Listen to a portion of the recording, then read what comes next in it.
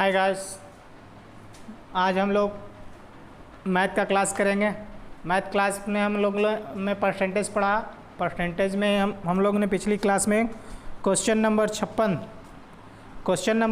तक कर लिया था। क्वेश्चन नंबर 56 तक कर लिया था हम लोगों ने। अब आज की क्लास में हम 56 के आगे से करेंगे।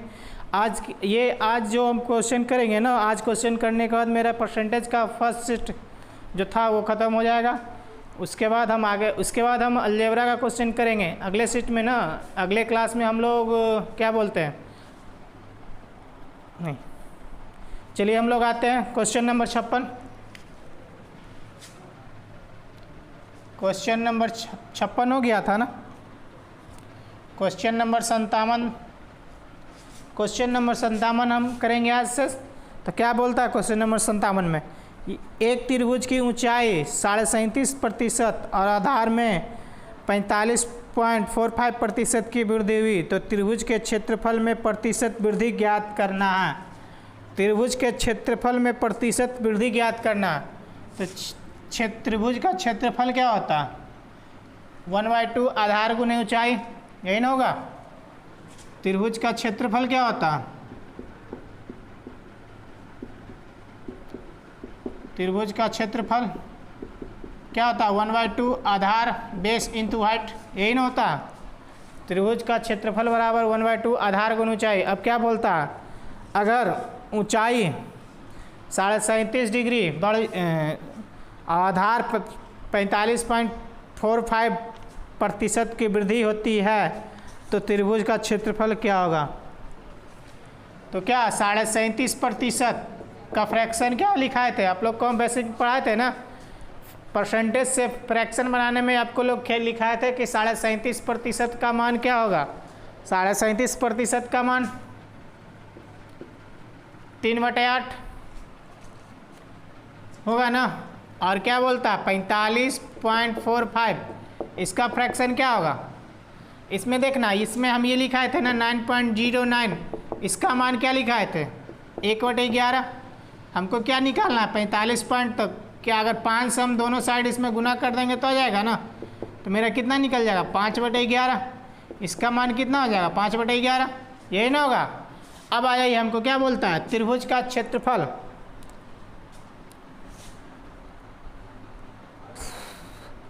त्रिभुज का क्षेत्रफल है ना, तो क्या बोलता है 1/2 और क्या बोलता है बेस ऊंचाई। बेस कितना आधार 45.45% की वृद्धि हुई तो बेस क्या बोलता है,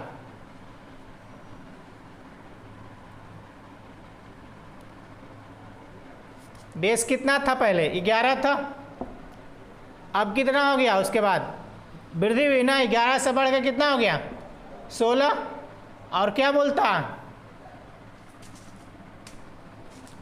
ऊंचाई 8 से बढ़ के कितना हो गया 11, यही ना बोल रहा,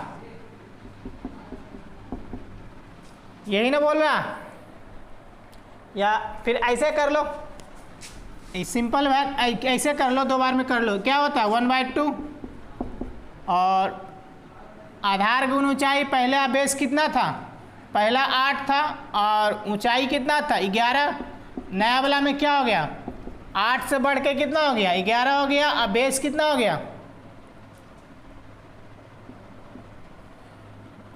16 हो गया, यही होगा ना।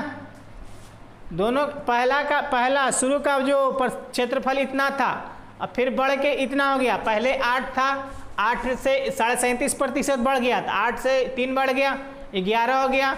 और ये क्या कहता है पहले 11 था, बढ़ के 5 बढ़ गया, कितना हो गया 16 आ गया। इसको काट देंगे, 1/2 कट गया, 11 से 11 कट गया, 8 दूनी 16, 2 तो क्या निकल गया 1/2, कितना बढ़ गया 1, कितना में 1/1 गुने 100% बराबर क्या होगा 100% की वृद्धि हुई। क्या आपको पूछता है त्रिभुज के क्षेत्रफल में प्रतिशत वृद्धि, 100% की वृद्धि हुई, यही ना पूछ रहा था। पहले का शुरू का त्रिभुज का क्षेत्रफल, अब बढ़ने के बाद त्रिभुज का क्षेत्रफल जो आया वो कितना प्रतिशत बढ़ा 100% बढ़ गया। अगला क्वेश्चन अगला क्वेश्चन करेंगे, क्वेश्चन नंबर 57 हो गया ना, 58। क्वेश्चन नंबर 58 करेंगे।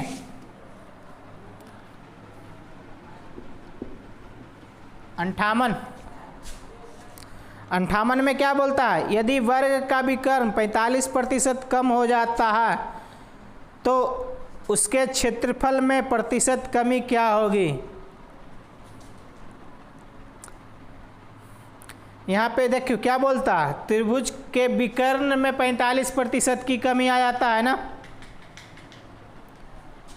तो 45% का फ्रैक्शन क्या होगा,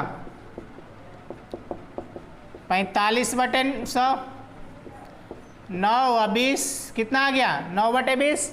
अब क्या बोलता है,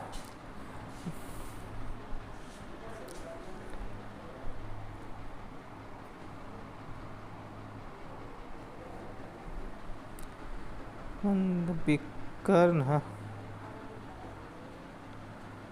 डायगोनल,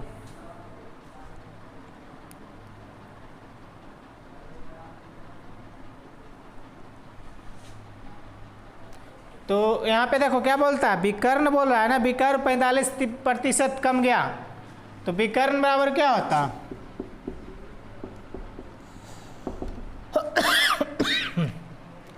भुजा a इंटू √2, यही होता है ना, ये a इंटू ए का a इंटू ए √2 होता है, तो क्या बोलता है इसमें,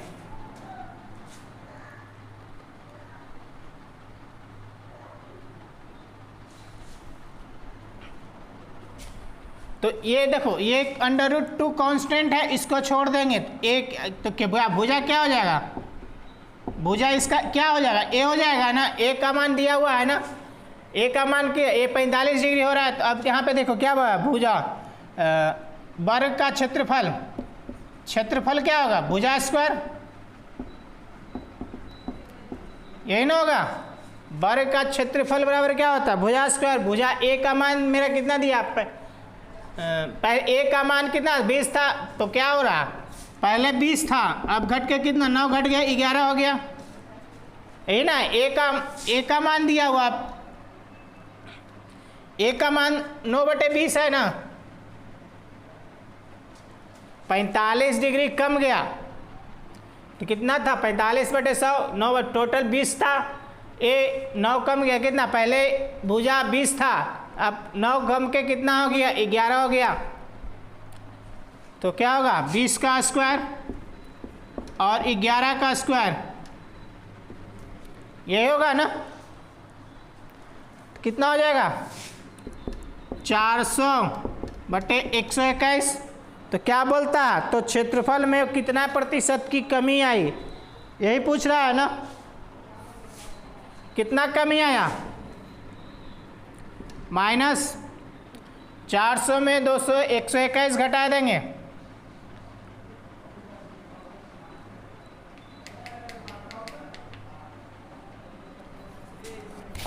या ऐसे कर लो ना, देखो यहाँ 400 है ना, इसको 100 बना लो, या ऐसे करो, कितना हो जाएगा 10 9, ये 9 में से 2 गया 7, और ये 3 में से गया 289, तो 289/400 × 100, यही होगा ना, 4 से भागा दे देंगे, कितना आ जाएगा, 4 से भागा देंगे तो कितना होगा 6 4 24, 3 और फिर 39 9 4 36 और 75, ये तो आया 75%। यहाँ विकर्ण बोल रहा है, विकर्ण 45% कम गया, मतलब 45 का मान क्या होगा 9/20, तो भुजा ए हो गया, तो क्या होगा ये टोटल ए बराबर 9/20 हो जाएगा ना, तो पहले 20 था, घट के कितना हो गया 11 हो गया क्षेत्रफल। अगला क्वेश्चन, क्वेश्चन नंबर 59।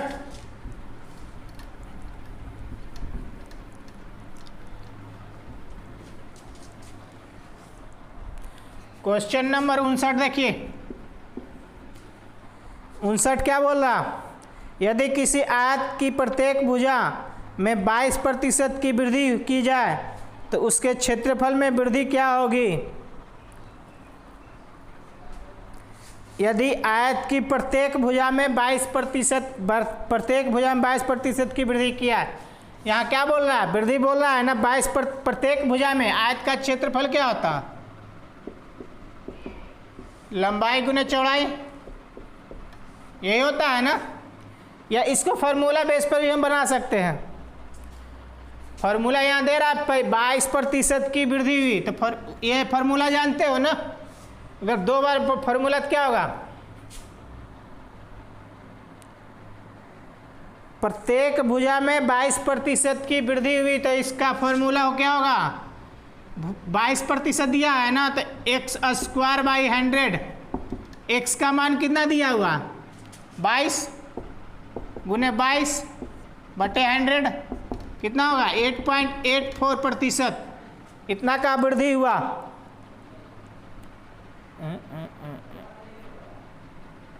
22 184,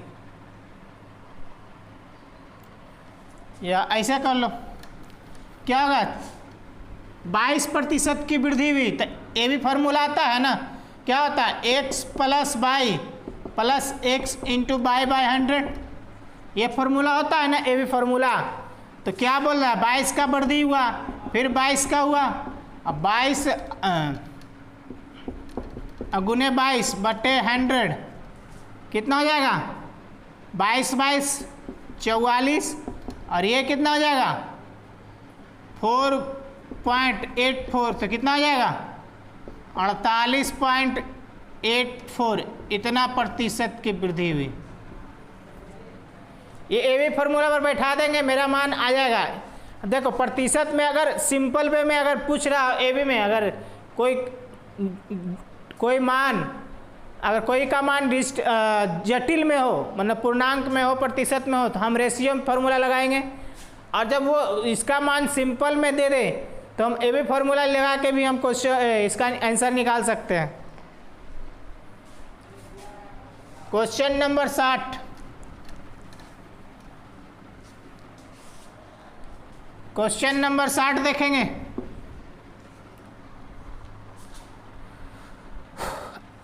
यदि आयत की लंबाई 11% कम हो जाती है और चौड़ाई 11% बढ़ जाती है तो उसका क्षेत्रफल क्या हो गया, क्या बोलता है, अभी बोल रहे थे ना, ये भी फार्मूला लगा देंगे यहाँ, तो वही लगा देंगे।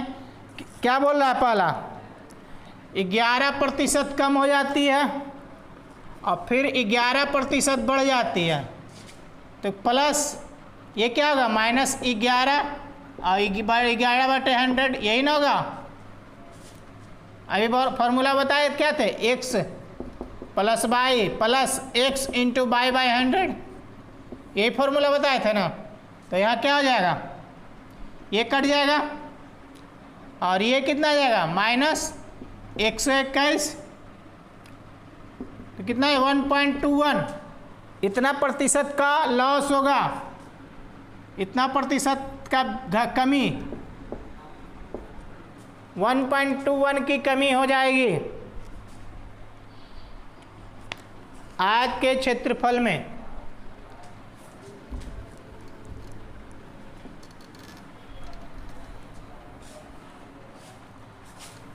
क्वेश्चन नंबर 61,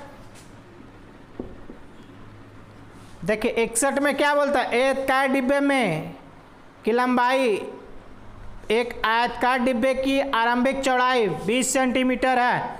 इस प्रकार डिब्बे को दोबारा इस प्रकार बनाया जाता है कि इसकी लंबाई में 30% की वृद्धि हुई और चौड़ाई में 20% की कमी हुई, तो क्षेत्रफल में 100 सेंटीमीटर की वृद्धि हुई, तो डिब्बे का नया क्षेत्रफल क्या होगा।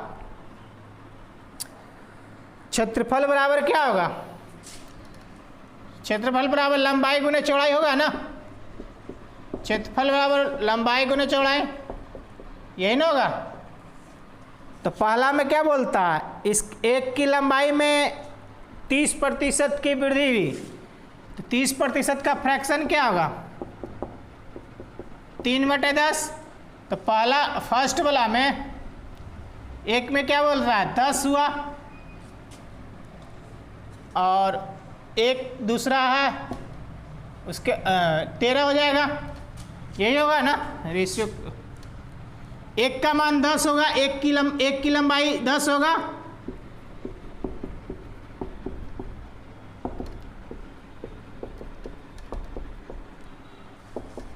एक की लंबाई 10 हो गया और दूसरे की लंबाई 13 हो गया। अब फिर क्या बोलता है, चौड़ाई में 20% की कमी आई, 1/5। तो चौड़ाई पहले क्या बोलता है,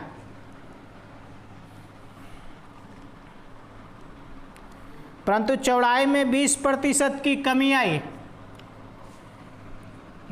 तो 5 से घट के कितना हो गया, 4 हो गया ना। अब क्षेत्रफल दोनों का निकल जाएगा,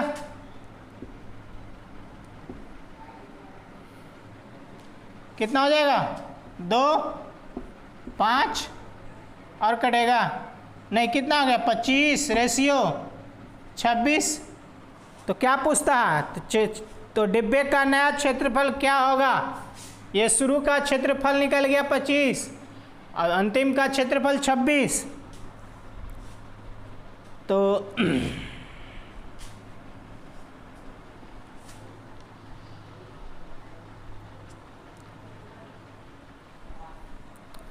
यहाँ पे देखो क्या बोलता, यदि क्षेत्रफल में 100 सेंटीमीटर की वृद्धि हुई, कितना वृद्धि हो रहा, +1, 1 का मान कितना दिया है 100। तो क्या बोल रहा है, नया डिब्बा का क्षेत्रफल क्या नहीं होगा, तो 26 का निकालना, 26 × 100 कर देंगे तो कितना आ जाएगा 2600 सेंटीमीटर स्क्वायर, यही तो निकालना था। पहला देखो यहाँ पे क्या बोलता है, पहले डिब्बे का क्षेत्रफल और उसके बाद का क्षेत्रफल दोनों का रेशियो में कितना बढ़े, 1 का मान दिया 100। तो हमको नए डिब्बे का क्षेत्रफल निकालना है, तो नया डिब्बा का क्षेत्रफल निकालने के लिए क्या करेंगे, 100 से गुना कर देंगे, 2600 सेंटीमीटर स्क्वायर हो जाएगा।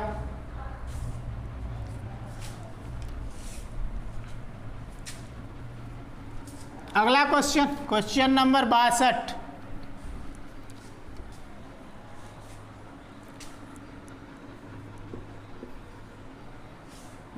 क्या बोलता है, एक घनाभ में अगर लंबाई 63.63% बढ़ जाए और चौड़ाई 41.2/3% कम हो जाए, तो ऊंचाई कितने प्रतिशत बदलनी चाहिए, कि आयतन स्थिर रहे।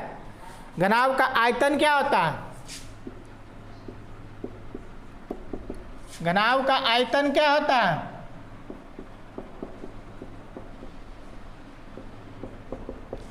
क्या होता है 1/3, क्या होगा घनाभ का आयतन, क्या होगा, लंबाई गुने चौड़ाई गुने ऊंचाई, यही ना होता, घनाभ का आयतन लंबाई गुने चौड़ाई गुने ऊंचाई। अब क्या बोलता है, लंबाई में 63.63% बढ़ गया, तो इसका फ्रैक्शन निकाल देंगे। इसका फ्रैक्शन क्या होगा, यहाँ पे 9.09% का मान क्या होगा, 1/11, तो 933 60 से गुना कर देंगे, कितना आ जाएगा 7/11, यही ना।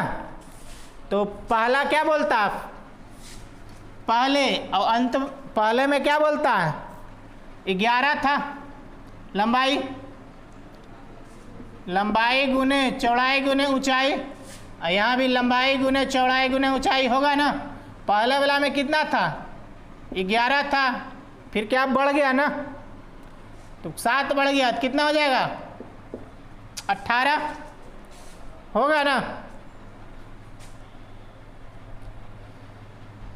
अब क्या बोलता है, दूसरा में क्या बोलता है, 41.2/3% की वृद्धि हुई, किसमें, चौड़ाई में। तो इसका फ्रैक्शन निकाल लेंगे, कैसे होगा, यहाँ पे देखो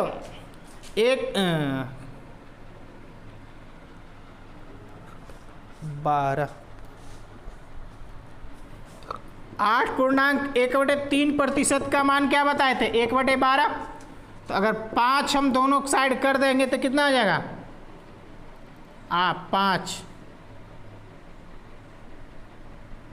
हाँ 5 कर देंगे कितना आ जाएगा, 8 5 40 और 5/3 यही हो जाएगा ना।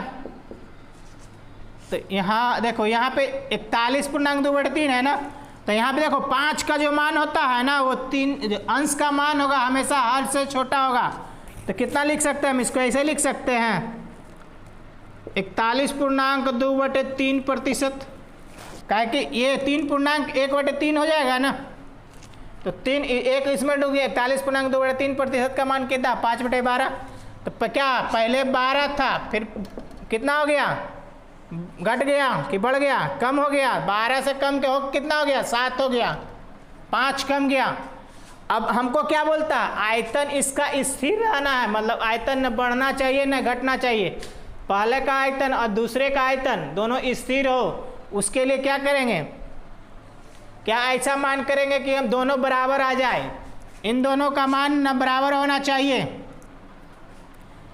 क्या करेंगे, अगर हम देखिए, अगर हम ये वाला मान और ये दोनों को एक दूसरे से गुना कर देंगे तो बराबर हो जाएगा ना। तो मान लीजिए हम 18 ×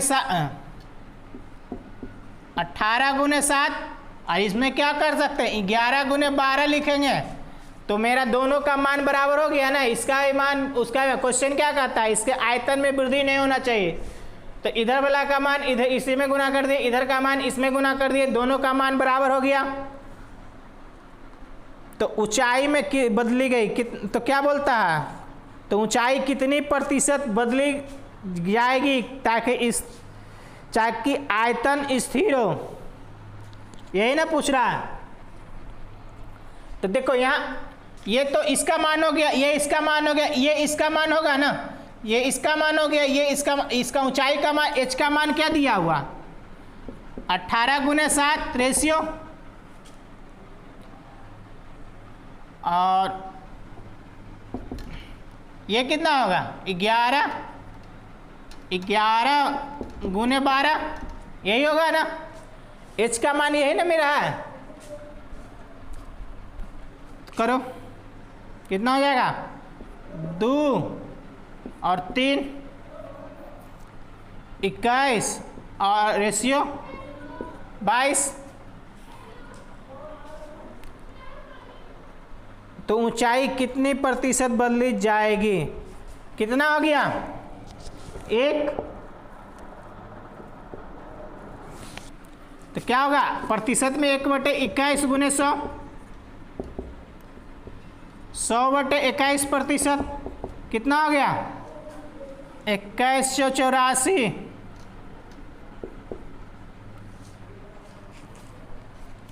कितना हो जाएगा 2100 से भागा दो, 2184 16 पॉइंट, और ये कितना हो जाएगा 7 3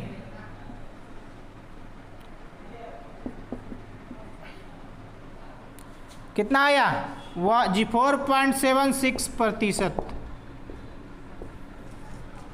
यही तो मान था। यहाँ देखो घनाभ का आयतन स्थिर होना चाहिए, पहले का मान और जो बढ़ने और घटने के बाद जो मान आयतन आया, दोनों का आयतन हमको बराबर करना है। तो पहले का देखिए लंबाई 11 था, बढ़ गया, कितना बढ़ गया 11 था, 7 बढ़ के 18 हो गया, आधार 12 था, घट के 7 हो गया। तो ऊंचाई कितना बढ़ाएं या घटाएं कि आयतन में कोई फर्क ना पड़े। तो क्या होगा, अगर इसका मान इसमें गुना कर देंगे, इसका मान इसके, दोनों का आयतन बराबर हो जाएगा ना। तो हम तो वही किए, दोनों को गुना कर दिए। अब देखो एच का मान कितना 18 × 7 हो गया, इसमें एच का मान 11 × 12 हो गया, दोनों का रेशियो निकाल दे, कितना निकल गया -1। 1 को प्रतिशत में निकाल देंगे, आ जाएगा आंसर।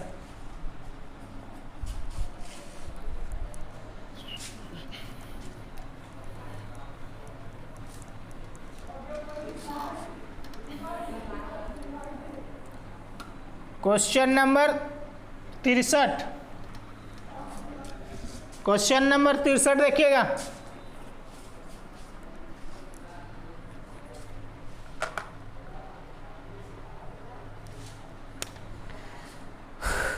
एक सिलेंडर की त्रिज्या 120% बढ़ गई और ऊंचाई 40% कम गई, लेकिन आयतन में तो इसकी आयतन में प्रतिशत वृद्धि क्या होगी? तो यहाँ पे क्या बोलते हैं, सिलेंडर का आयतन क्या होगा? क्वेश्चन नंबर, सिलेंडर का आयतन क्या होगा?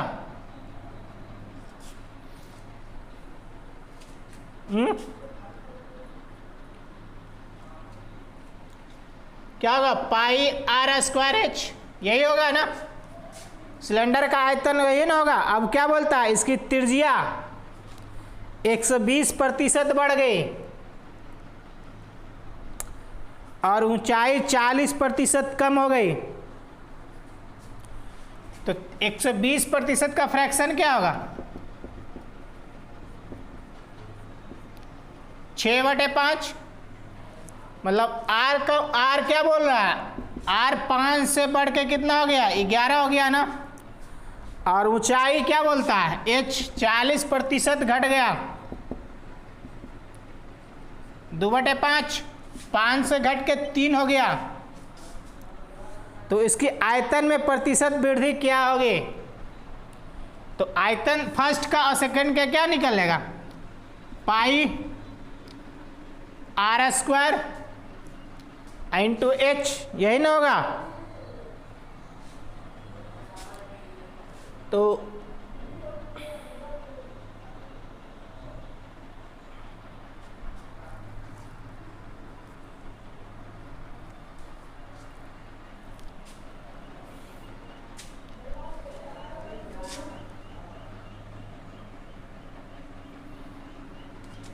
आर स्क्वायर बराबर क्या होगा?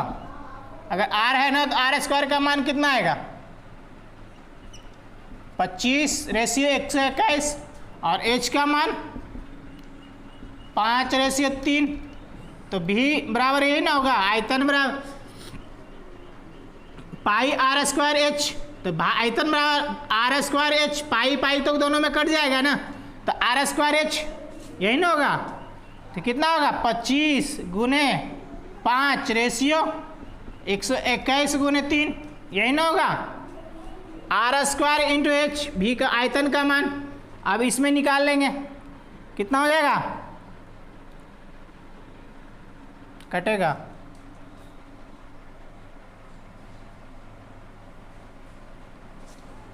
कितना निकल जाए? 125, और ये 363, कितना बढ़ गया? 2, यहाँ पे 13 में से 5 गया 8, और ये 5 में से 2 गया 3, और कितना बढ़ गया? 238 बढ़ गया ना आयतन। तो प्रतिशत निकाल देना, 238 बट्टे 125 गुने 100, यही ना होगा? कितना आ जाएगा? 25/25 से 25/400,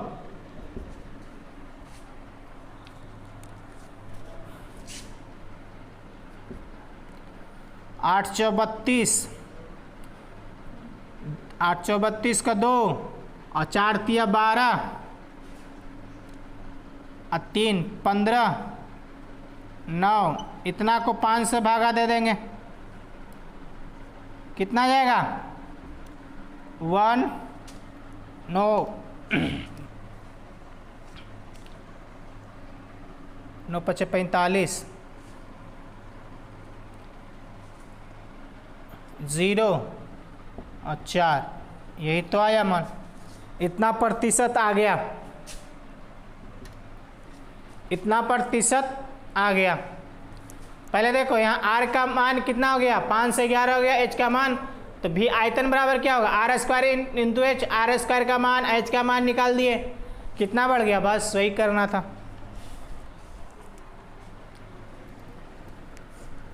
क्वेश्चन नंबर 64,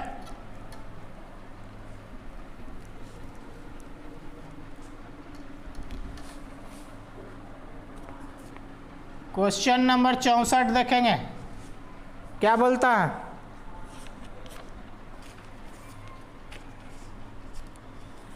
एक गोले का आयतन इतना प्रतिशत, आयतन 119.7% बढ़ गया।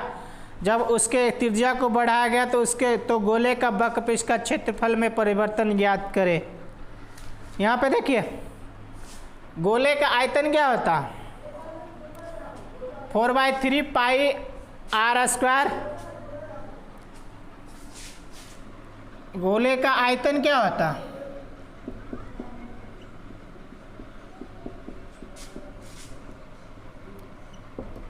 Four by three pi r cube. अब गोले का वक्रपृष्ठ का क्षेत्रफल क्या होगा, 4 पाई r स्क्वायर, ये होगा ना। और इसके त्रिज्या को बढ़ाया गया तो क्षेत्रफल में कितना पड़े। यहाँ पे देख, यहाँ पे क्या बोलता है, आयतन में आर क्यू है, क्षेत्रफल r स्क्वायर है ना। चलो तो आयतन क्या बोल रहा है, यहाँ भी आयतन क्या बोल रहा है, 100 से बढ़ के कितना हो गया, 109.4 बढ़ गया ना। क्या बोलता, इतना प्रतिशत बढ़ गया, तो 100 से बढ़ के कितना हो गया, 219.7%। यही ना होगा। 100 था, किसी गोले का आयतन 100 था, 119.7% बढ़ गया, मतलब 119.7 बढ़ गया तो कितना हो गया, 200, मतलब 219.7% बढ़ गया। तो क्या हो जाएगा, इसको शून्य को हटा देंगे, कितना हो जाएगा, ये कितना हो जाएगा, ये 100, तो ये कितना होगा, 10 का क्यू होगा, और ये 11 का क्यू होगा ना, होगा कि नहीं।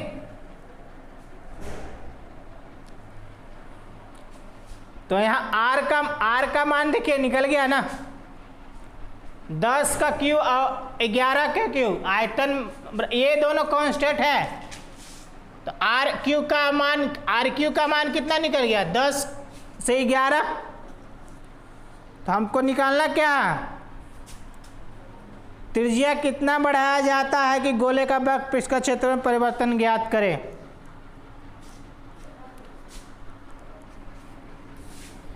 तो R का मान कितना निकल गया, 10 और 11, तो हमको निकालना क्या, R स्क्वायर कितना हो जाएगा, 100/121, कितना बढ़ गया, 121 बढ़ गया ना, तो कितना हो जाएगा, 21/100 गुने 100, 21%।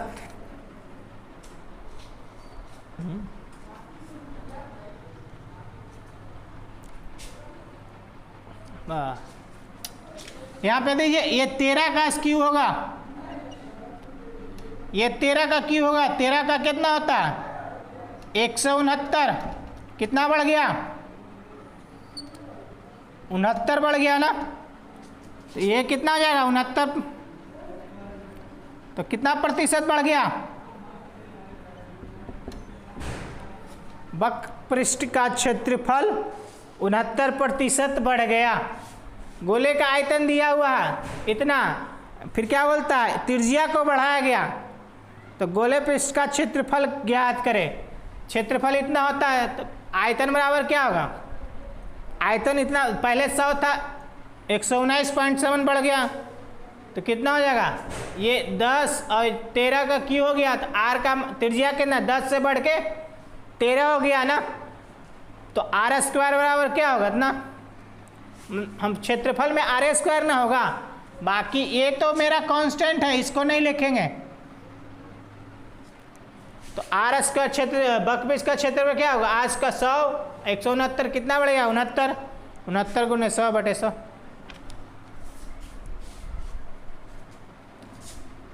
अगला क्वेश्चन नंबर 65।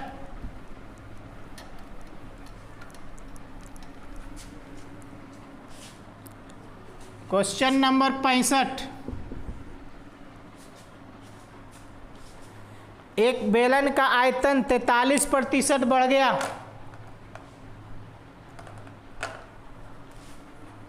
क्या बोलता है? एक बेलन का आयतन 43% बढ़ गया, जबकि उसकी ऊंचाई को 15.5/13% कम कर किया गया। तो बेलन के वक्र पृष्ठ का क्षेत्रफल में परिवर्तन ज्ञात करें।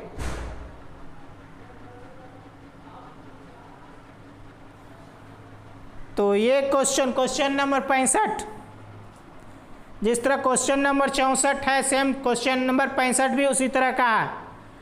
बेलन का आयतन क्या होगा? 43% बढ़ गया, उसकी त्रिज्या इतना कम हो गया। तो बेलन की वक्र पृष्ठ का क्षेत्रफल ज्ञात करें। तो क्वेश्चन नंबर 65 ये आप लोग बनाइएगा, अगर नहीं बनेगा तो बोलिएगा, हम अगले नेक्स्ट क्लास में आपको बता देंगे। लेकिन क्वेश्चन नंबर 65 हम आपको ले छोड़ देते हैं। क्वेश्चन नंबर 65 आप लोग खुद बना लीजिएगा। ये क्वेश्चन नंबर ये मेरा अलजेब्रा क्या परसेंटेज का फर्स्ट सीट मेरा कंप्लीट हो गया। अब अगले क्लास में हम सेकेंड सीट जब पढ़ाए जाएंगे। तो अब यहीं पर धन्यवाद।